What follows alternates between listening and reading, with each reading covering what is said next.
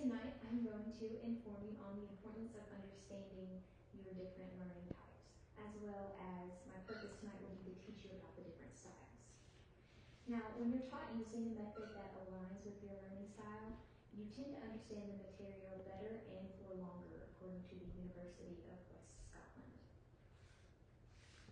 Studying only becomes more beneficial after you have learned the different styles, tried them out, and mix and match accordingly to find what works best for you. It actually wasn't until I myself learned the different styles, tried them all out, and mix and match to find what was best for me that I started to better retain the information I was studying. Now, you will never stop learning, whether it's through college, everyday life, whatever career you are in. As our life continues to change and take shape around us, we will learn new things. Now, how well we understand and retain that new information is entirely up to us. So we have the four main types of learning. We have the visual, which will be what we see. We have our auditory, which is what we hear. Our kinesthetic, which is the big fancy word for what we do. And our reading and writing, for our reading and writing. Now, aside from those four main ones, there are four more that I want to briefly touch on, but we won't go into detail. Now we have the logical and analytical, which according to the Bay Atlantic University, these learners search for connections, patterns, and causes in their learning. And then we have the social linguistic learners who favor educational lessons with peer work and peer discussions. Then we have our solitary, also known as solo learners, which are the complete opposite of the linguistic and social learners, who, according to the BAU, individual work is a solo student's forte. And then last, but certainly not least, we have our nature's learner, which is discussing more so the ideal study environment for them, which for pretty much everybody is a calm and quiet, serene environment that most oftentimes is found in nature. Now, understanding which types apply to you is the first step, but it is important not to forget that you do not have to only have one, and many individuals have multiple types of learning styles that they combine together in order to make their studying the most beneficial for themselves. And that is actually called a multimodal form of learning. Now, trying different ones will help you find the one or ones that work best. But to keep things simple, I am only going to further explore the main four that we discussed.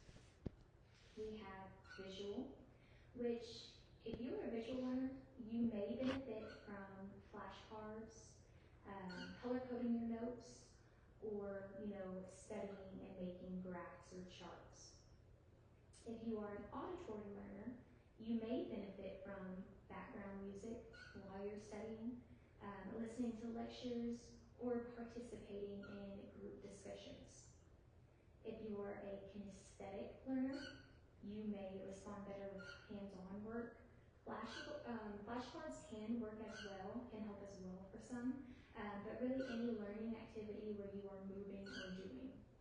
And then reading and writing will usually, it may benefit if you are reading the notes, writing out your definitions, reading the handbooks, and reading the textbooks. I do want to make note that I said may benefit because what works for one will definitely not work for all. Now, I do also want to touch base on something that came up a lot during my research. Are learning styles a myth? Now, according to the University of Michigan, it states most studies of learning styles use a methodology that uses multiple styles for all learners, meaning no way to isolate learning styles to a teaching method. Now, it can be true that it is hard to isolate one learning style to one teaching method. However, that does not negate the fact that certain ways to study pertaining to our prevalent styles benefits our learning and retention. Now, the Yale's Poorvu Center for Teaching and Learning says learning styles refer to the idea that students learn best when the course content is pitched to match the student's self-reported media preferences. However, that's only halfway correct. Learning styles actually refer to how an individual takes in the information, processes that information, and then retains that information. Now, the same document argues that the overall consensus is that not enough evidence is prevalent to back a positive effect in learning styles. Now, I'd like to note this information provided is from 2014, 2015, and 2017. When actually we have scientific data taken from about 2019 to 2020, and that was compiled, studied, and published as recently as July 27th of 2023. And now, it was by the National Library of Medicine, and they stated that these findings are consistent with previous research that has shown a strong relationship between styles and academic success. They even go further to state that, in particular, studies have shown students receiving instruction tailored to their specific learning styles perform better than students that do not.